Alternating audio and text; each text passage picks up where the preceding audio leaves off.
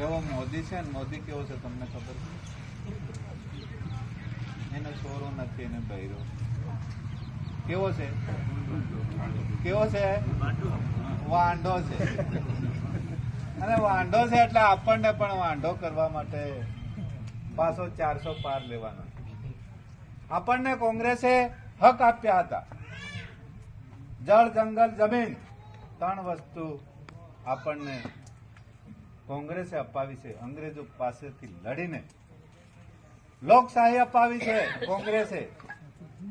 લોકશાહી આગળના રાજા શું કરતા હતા? સામ સામે લડતા હતા. જેનો જે જીતે, જેટલા સૈનિકો મરી ગયા એ મરી ગયા, જે જીવ્યા અને જે જીતે એ રાજા હતો.